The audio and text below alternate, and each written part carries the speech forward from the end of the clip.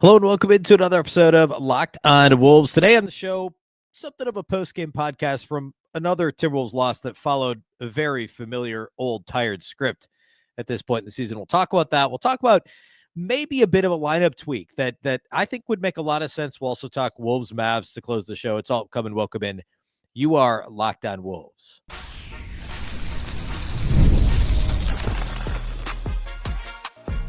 You are Locked On Timberwolves, your daily Minnesota Timberwolves podcast. Part of the Locked On Podcast Network, your team every day. Hello and welcome to the Locked On Wolves podcast, part of the Locked On Podcast Network, your team every day. My name is Ben Beacon. I'm the host of Locked On Wolves. Today's episode is brought to us by FanDuel. The NFL playoffs are almost here, but it's not too late to get in on the regular season action with FanDuel because right now, new customers can finish the season strong with $250 in bonus bets if your first $5 bet wins. Visit FanDuel.com to get started. Happy Tuesday, everybody. Merry Christmas Eve. Merry Christmas Day as well, and happy holidays to everybody. Today is Christmas Eve. This episode is going to cover today and tomorrow. It's a bit of a post-game pod from Wolves Hawks, but frankly, we'll get into this. What is there to say? This is very similar to what we saw Saturday in the loss to the Warriors and what we've seen a little bit, maybe not as off-putting as the Knicks game last week, but it's a familiar script for the Wolves. We'll get into that. I also want to talk bigger picture, a couple of things. This episode will be for today and tomorrow. We'll do a live postcast tomorrow with Jack and Luke following the Christmas Day game against the Mavs. Then I'll be back on Thursday. So a couple things to hit here on the show today. And I'm going to suggest a bit of a drastic lineup change for the Wolves. So we'll get into that here momentarily. First, though, a big thank you off the top for making Locked On Wolves your first listen every single day. Of course, this show is free and available everywhere. That includes YouTube as well as all of your favorite audio platforms. Wherever you like to listen to podcasts, you can find Locked On Wolves. You can also watch on the Locked On Sports Minnesota app on both Roku and Amazon Fire TV. And also you can subscribe to the daily newsletter, lockedondaily.com. Every day, Monday through Friday, a one-stop shop for all things Wolves. Bit of national NBA stuff as well, delivered to your inbox daily. So again, subscribe at lockedondaily.com. All right. So the Timberwolves lost to the Hawks on Monday night, Christmas Eve, if you will. And this was I'm just going to go ahead and call it a continuation of what we saw against the Warriors on Saturday. Similar script. The Wolves come out a bit flat, like figuratively speaking in the way that they played, but also literally their shooting. Missing a ton of open shots early. That was the biggest issue early in this game. They fall behind big early. Bit of foul trouble again, kind of rearing its ugly head. The Jaden McDaniels, Trae Young is such a master at what he does, even if it's not usually aesthetically pleasing. McDaniels gets into foul trouble. They can't make shots on offense. They're down 16 at the end of the first quarter. They have to mount a furious mid-game comeback. And in this instance, it was the second quarter. The other night, it was the third quarter. The Wolves get back into it. They take I think they have a lead. Midway through the third quarter? They have a slight lead, I think a bucket, maybe a point. They never led by more than 5 in this game, but they take that brief lead in the third quarter, and then they run out of gas at the end, basically. Now, there was some other stuff we'll talk about. Julius Randle, both he and Ant struggled mightily in this game, and those are the two guys you're expecting to be the engines that drive your offense. Ant struggles to make shots. Randle turns the ball over like crazy. They run out of gas down the stretch, and this thing turns into a double-digit loss. It's almost the identical script with a second quarter run instead of a third quarter run as to what we saw in the loss to the Warriors on Saturday. This is what we've come to get used to now of late from this Wolves team. Come out flat, miss a bunch of open shots, have to try their best to get back into the game. They have the talent to do it. They obviously, when they play hard, they play well, right? They're supposed to be a good team. And then they run out of gas at the end. They have offensive execution problems down the stretch. They lose in a close late situation, which I've noticed, in the comments on our postcast and some of this is a dangerous slippery slope that I'm now embarking on. I've noticed people, ripping on like, close late games. Of course they're bad. They were good last year in crunch time. They were good. They went to the conference finals. They won 56 games. This wasn't a bad crunch time team last year. It's been bad this year.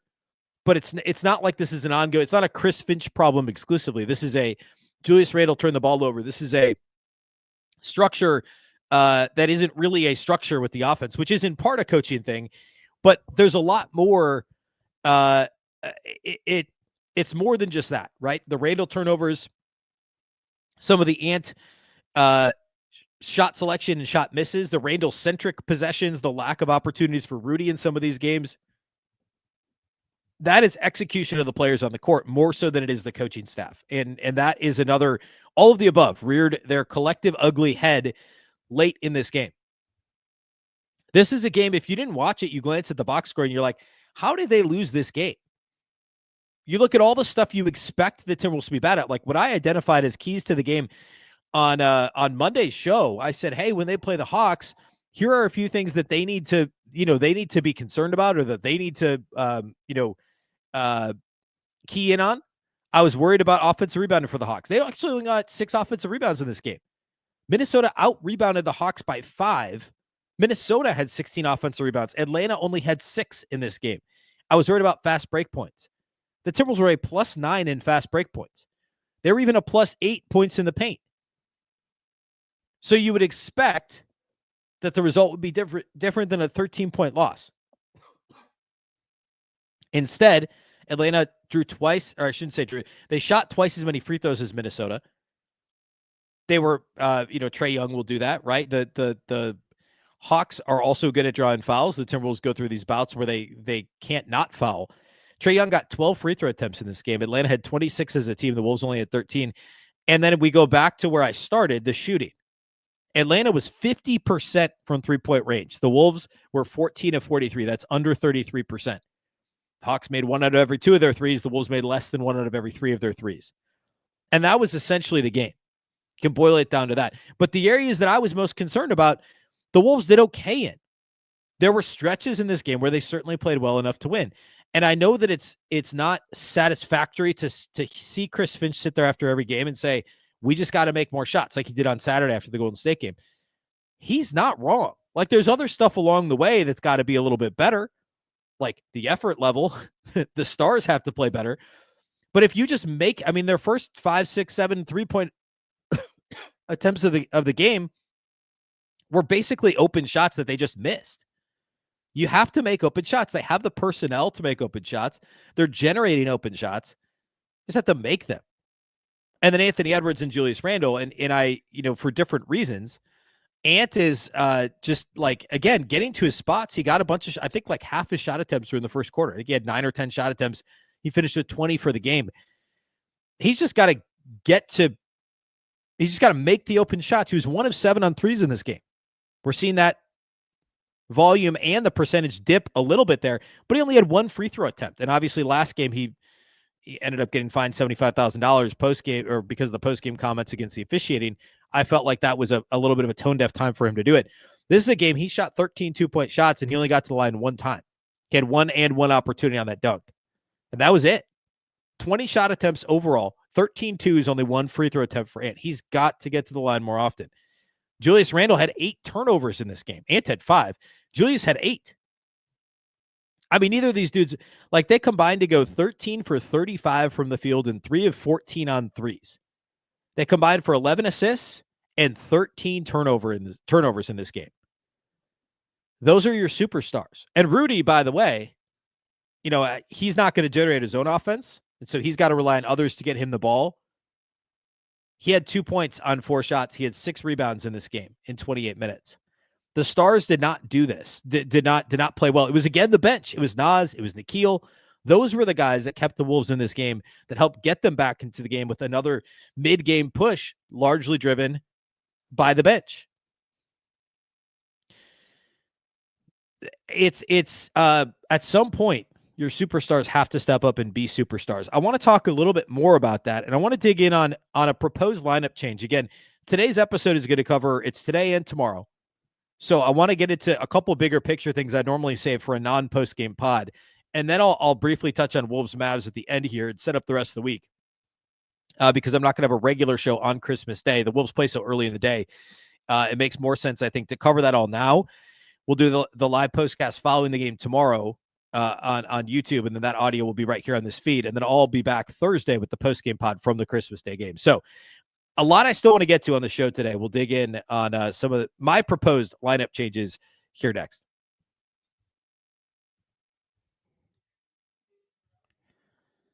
With Robinhood Gold, you don't need a silver spoon to eat up the financial favors of the 1%. Robinhood Gold's a lot.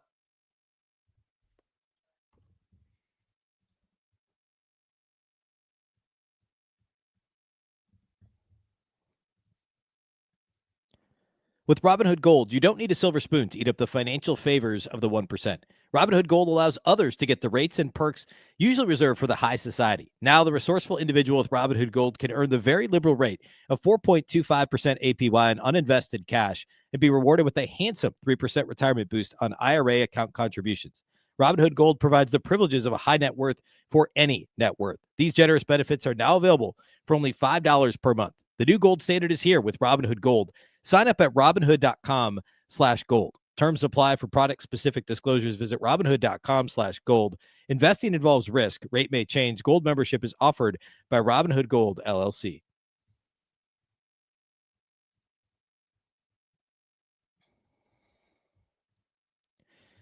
All right, let's talk a little bit about potential lineup changes. So, what has been this team's biggest issue over, we'll call it the entire season to this point? Like, certainly this game against the Hawks, certainly Saturday's game against the Warriors, and like overall this season. I would say the all-encompassing thing that they've been lacking is cohesion on offense.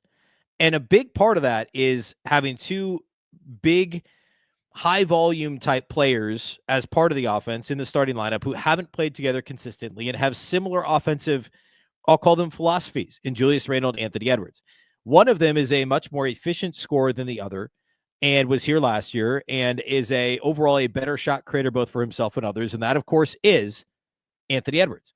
Julius Randle is the round peg in the square hole, or other way around. The square hole, square peg in the round hole. You know what I'm trying to say. Karl-Anthony Towns was a much more synergistic fit, and I don't want to turn this into a Towns versus Randle thing entirely, but obviously the catch and shoot ability of Towns, the willingness and ability to play off the ball more, I'll call it more happily, and just the overall threat he was as a second side creator, as a catch and shoot, straight line driver, stuff with Cat. Usually when he was on the floor with Ant, it developed much faster than anything with Julius Randle. Julius Randle's a pound the rock, back somebody down, shoot a tough 14-footer, maybe draw a foul, maybe not. Probably, get below the free throw line, make the shot, maybe more often than not. But when he doesn't, that's it. And then you're also behind the eight ball going back the other way in transition because Randle's below the free throw line. Everyone else is kind of stagnant. Nobody's moving. Nobody's expecting the basketball. Everybody's flat footed, right? So it's a cascade of issues when Randle does the pound the rock for 12 seconds thing and hoist a 12-footer. Cat did not do that. Cat did some dumb stuff. Cat had some bad turnovers. Cat took some bad shots. I get it. He had the offensive fouls. But Randle's turnovers are more often live ball turnovers than Cat's were.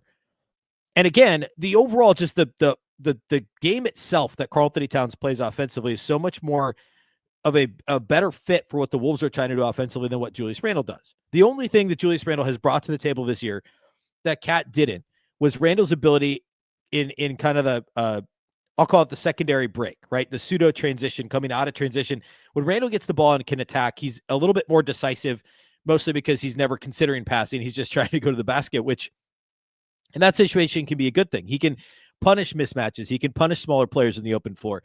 He can get to the free throw line. Those things are all a little bit superior to what Cat did, but that's it.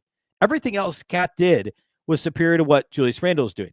So my fix for the lineup is to flip Julius Randle and Naz Reid. And obviously I'm not the only person that said this. There's some people that said at the start of the year. I remember having a Twitter conversation with someone. I said, there's no chance Randle doesn't start for a couple of reasons. One, the pedigree, right? He was an all-star last year. He's a 2 or 3 time all-star. You don't acquire him and tell him, hey, you're coming off the bench, right? It's just not realistic. However, we now have 28 games of data. The team is 500. They have a really difficult schedule upcoming. Now is the time to make that move. And there's tons of other layers to it. And this was covered. Actually, Jack Borman did a great job on the postcast last night with Luke Inman, covering all the different layers to it, right? Like the Wolves are at this point, of course they want to increase Julius Randle's trade value. The trade deadline's like 6 weeks away now. Remember, it's early February these days. So the more minutes Randle plays, and in theory, the more he plays with the starters, the better he's going to play, and then therefore boosting his trade value. There's also the upside in the apple cart thing, which I think they were worried about from the start this season, of putting, not that they didn't upset the apple cart by making a training camp eve trade of their second best player, but having the multi-time All-Star come off the bench, right? Like that could be a dicey proposition. However, the vibes are already bad. He's already not playing well. Why not take the shot? Move him to the bench, put Naz Reid in the starting lineup, and give Josh Minott some minutes. I have that here on the graphic if you're watching on YouTube. We need more Josh Minott. Josh Minott played well. He saw a couple of rotation minutes Saturday against the Warriors. He saw basically a dozen, 10, 11, 12 rotation minutes against the Hawks this time around. I know he only shot 1 of 5, but look at everything else he did. 4 rebounds, 3 assists, 2 steals in 13 minutes. Only a couple of those minutes were garbage time minutes. Josh Minott has the do stuff ability, as I like to say on this show, that really nobody else has, except for maybe Nickeil Alexander-Walker in stretches. When Jaden's playing well, yes, but we haven't seen a lot of it this year. It's some of the same stuff Kyle Anderson did, obviously in a different way, but you're missing that connectivity with no Kyle Anderson and frankly, no Karl-Anthony Towns. He obviously did it in a higher usage package.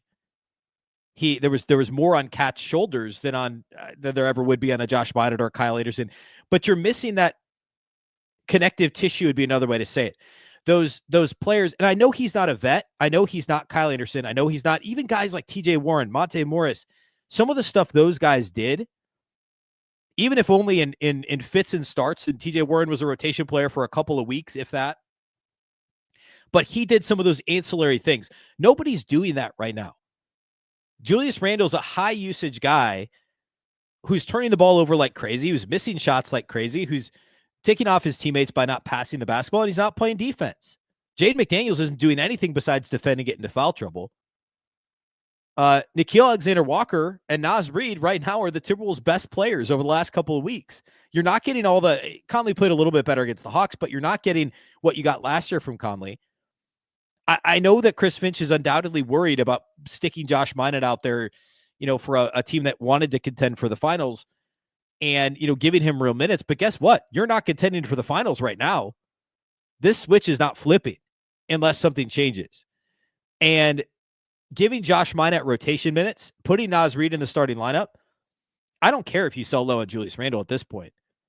You may not get anybody to take him. But I'd rather have 20 minutes of cranky Julius Randle, I think, than 36 minutes of cranky Julius Randle at this point. I don't know what the downside is other than further, you're not going to play any worse than you played to this point in the season. A team with this much talent has no business being 14-14. I don't think you're going to be worse. Naz Reid's got more chemistry with Anthony Edwards than Julius Randle does. Josh Minott deserves to see some of these minutes off the bench, deserves to be the ninth man in this rotation. I've been saying for 2 years. And last year, they went to the conference finals. Kyle Anderson was, what they had last year was good enough, obviously, that I wasn't clamoring for Josh Minott all year. But it was 2 years ago. I did a whole episode on why Josh Minott needs to be a rotation player in the NBA right now. And now is the time to say, look, we need some of this other stuff. We need some of the ancillary stuff. Josh Minott needs to be on the floor to give us some of that do stuff ability, the rebounds, the blocks, the steals, swinging the basketball, making the right pass in the half court. He had 3 assists in 13 minutes and 0 turnovers. Julius Randle had 7, but he had 8 turnovers. Julius Randle's not passing to get an assist. He's passing when he gets stuck and he has to pass. It's different. Josh Minott makes the right plays, a low usage offensive player who can attack a closeout. And I think he can shoot league average-ish outside the arc to force guys to close out at least to the touch on him, which then at least sends the defense in rotation. There's a little bit of a threat there.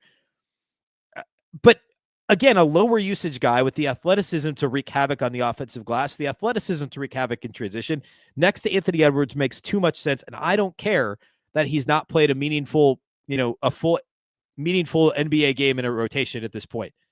Again, you're 14-14. I don't care that the Christmas Day game is a nationally televised game. If they play like they played the last couple games, they're going to get embarrassed, just like they were last Thursday against the Knicks on TNT. It's time to make a change. And Josh Minott and Naz Reid should both see increased playing time as part of this. And Julius Randle cannot be leading the team in minutes. He played 36 minutes on Monday against the Hawks. Nobody else played more than 32. And I talked in the first segment, Ant's got to play better. There's no question. I'm not at all absolving Ant of any of this, but Ant can't play less. You need more of Ant. You need less of Julius Randle. You need more of Josh Minott. You need more of Naz Reid. It's hard to, it'd be hard to play Nickeil Alexander-Walker more than they are unless he eats into Conley's minutes, which, again, Conley was fine against the Hawks, but from what we've seen so far this season, and then, of course, we get back to the point guard issue that seemed to be a bigger deal when this team was, whatever their record was, 12-10 or whatever, when we were all concerned at that point. I guess it was a little before that when they were slightly below 500 a couple weeks ago, before that 6 out of 7 streak when they won a few games. The point guard issue seemed to be the biggest issue. And it's still a problem, but right now you have a Julius Randle issue. You have an offensive flow issue. And I think the last couple of games, the Warriors game, the Hawks game, really just kind of underscore why that's such a big problem. And it's time to make that change to the lineup. All right. That's something we'll get back to more here in the next few days, unless it changes. But I'm not really holding my breath as much as I'm advocating for the move. I don't think anything's changing in the next couple of games, but that's what I would push. We'll talk about more reasons behind that on a full show here in the near future, but I wanted to hit that now because of how poorly Randle's played lately and because of the urgency of a change being needed for this 14-14 team in a really difficult. They're not 14-14 in the East. They're 14-14 in the West. You can't fall much further behind than they have already. All right, a couple more thoughts on kind of closing out the Hawks game, and then I want to get into Wolves Mavs and what to expect in the Christmas Day showdown. We'll do that here next.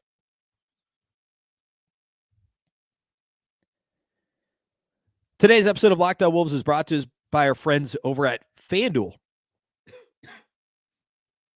The NFL playoffs are almost here, but it's not too late to get in on the regular season action with FanDuel, America's #1 sportsbook. Right now, new customers can finish the season strong with $250 in bonus bets if your first $5 bet wins. FanDuel has a ton of ways for you to pick up a W. And, of course, Christmas Day games. If you're listening to this on Christmas morning, Christmas Eve night, there's 5 NBA games on Christmas. And it'll be a ton of fun to bet on players throughout the day who there's also, by the way, there's 2 football games, too. The same teams that played last Saturday are playing on Christmas Day, too. So 2 football games, 5 basketball games. You look at football, Chiefs at Steelers. Chiefs are 2.5-point favorites at Pittsburgh.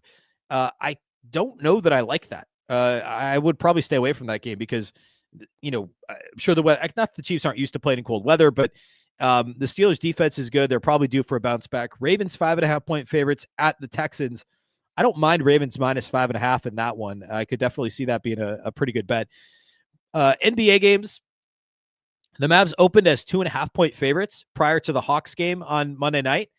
Now the Mavs are 5.5-point favorites hosting the Timberwolves on Christmas Day. Of course, that's a 1:30 Central tip is Wolves Mavs. So go check that out on FanDuel. And again, over the course of the day, you can bet on, not only who will win, but also how many players will score a touchdown, how many points each team will score in either NBA or NFL. There's tons to check out over at FanDuel. Just visit FanDuel.com to join today. That's FanDuel.com. For your chance at $250 in bonus bets. Make every moment more with FanDuel, an official sportsbook partner of the NFL.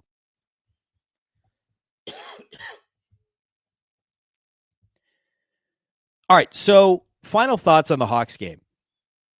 A lot of the same issues, right?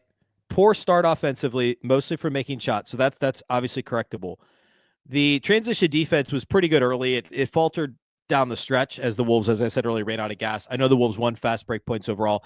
That's still an ongoing concern for me is floor balance when you're getting back in transition. Like if you're going to miss at the rim, as Randle does, or turn the ball over in the paint, as Randle does, occasionally Ant does, more missing at the rim for Ant than it is turnovers, then you got to get back in transition. That's still an ongoing concern. And we'll talk about the Mavs here in a second, but against Dallas, that's a concern. It just is. Defensive rebounding has been better of late. Always a concern for me. That was okay against Atlanta too. The biggest thing was just getting behind early with the bad shooting, running out of gas late, and then their stars not playing well enough. And something tells me like these dudes, like Ant's going to get up for this Christmas Day game. He had some quotes in a couple different places about how excited he is to play on Christmas. Same thing with Finch. Like, he said kind of the same thing. So same thing for the Mavs though, right? Like they're going to be up to play this game too. So, but all that to say, I feel like Ant's probably going to have a pretty strong performance on Christmas. The Dallas matchup, it's not the same Dallas team that we saw in the conference finals. It's obviously not the same Wolves team we saw in the conference finals. We saw Dallas earlier this year in a Wolves loss. But the Mavs are just a really well-balanced team. I didn't think I'd say this 2-3 years ago when Jason Kidd was their coach. They're a well-coached team. They're basically on the fringe of the top 10 in terms of pace. They're a top 5 offense. And they do it in a variety of different ways. They don't shoot a ton of threes, but they're 6th in the league in percentage on three-point shots. They make the threes that they take. They're top 10 in offensive rebounding. They're top 10 in drawing fouls and getting to the free throw line as an offense. And they're top 10 in not turning the ball over. It's a well-rounded Dallas team that can beat you in a number of different ways. And, the Wolves, outside of the Warriors game and stretches in the Hawks game, have been really good defensively again lately. But Dallas presents such a unique challenge, obviously because of Luka Doncic and Kyrie Irving. But now with Klay Thompson as effectively their third scorer and a host of guys that on any given night, it could be somebody different. We saw PJ Washington in the playoffs last year go nuts. He's still a really important player for them. He's shooting basically 40% from three. You'll occasionally see guys like Najee Marshall go off for them. Derek Lively's so good. It's a really difficult team to contend with. That, we came to the season saying the Wolves are going to have probably one of the best top 8 players in terms of rotation in the league. I mean, Dallas, come on. Like, it's hard to get much better than their top 8. And the fact that they've got these with the Lively pick last year and trading for PJ Washington, they've constructed a front court that is really formidable and is last year at least was a bit of a kryptonite for the Wolves defensively. And again, the fact that they can beat you in a variety of ways, whether it's Lively and Gafford on the glass, offensive glass, or it's PJ Washington hitting corner threes, or it's Luka and Kyrie doing what Luka and Kyrie do, it's a very, very difficult nut to crack in terms of their offense trying to slow it down. The defense hasn't been quite as good this year, but it's been lately it's been great. This is a team that started, they were like 500 a couple of weeks ago, and they're, I think, 10-2 in their last 12. 10-2 in their last 12. They're just a solid defense too. I mean, they're just a solid, well-coached team all the way around. They do a really good job at contesting on the perimeter, at limiting opponent 3-point makes. They do a good job of defending without fouling. I think the Wolves can beat them in the paint. They can beat them on the offensive glass. We saw this last year in the playoffs against, more so against Phoenix and Denver, I guess. But the Wolves could get on the offensive glass a little bit with how bad they've been offensively and how many turnovers they've had lately, how big of a problem that's been. The Wolves just got to get shots up on the rim, and then they need to give themselves more bites at the apple. They need to try and get more offensive rebounds, which is not normally how they play. But then I say that in getting back in transition, it's what's the right, like, where does that needle stop, right? On crashing the offensive glass and getting back in transition. And the book's obviously out on the Wolves. You can run on them. You can run after makes. You can run after misses. You can run after turnovers. You can run 100% of the time against this Wolves defense. And teams would rather face the Wolves transition defense than their set half-court defense as well. So for me, it's getting, not getting sucked into a track meet, which Dallas can play. They're kind of a fringe top 10 pace team. They can play fast if they want to play fast, and the Wolves are a team that they'll probably want to do that against. Can't turn the ball over a ton against Dallas. They don't force a ton of turnovers defensively. So just don't make the dumb, unforced errors. Secure defensive rebounds. Don't give Dallas multiple bites at the apple. They're a top 10 offensive rebounding team. They're going to struggle with Gafford and Lively, I'm afraid, but do your best to secure defensive rebounds and get going the other way. Get more threes up. The 3-point attempt volume has come down a little bit recently, and obviously so have the makes, but they got to, I really think they got to shoot their way out of this. And Ant's got to play better. Obviously, Randle does. I just think it's far more likely Ant has a great game on Christmas than it is Julius Randle has a great game on Christmas. I think that's just where we're at. Ant has to come out and play fantastic in this game. There's no other choice. Again, 1:30 game. We'll have a live postcast over at Locked On Sports Minnesota on YouTube. Jack Borman and Luke Inman will break the game down immediately following, so late afternoon on Christmas. I'll have another show Thursday. This show is for today and tomorrow, leading into the 1:30 game. I'll have a post-game pod Thursday with my thoughts on the Christmas Day game. So a lot of content still coming your way this week. And of course, I'll be back Friday too. We'll talk about preview the next Wolves game on Friday's show as well. So still regular Monday through Friday shows for you this week. And here's hoping the Wolves can break out of this streak during what's a really, really tough stretch in the schedule. We talked about this last week on the show. It's not about to get easier for the Wolves. It's a brutal stretch in the schedule.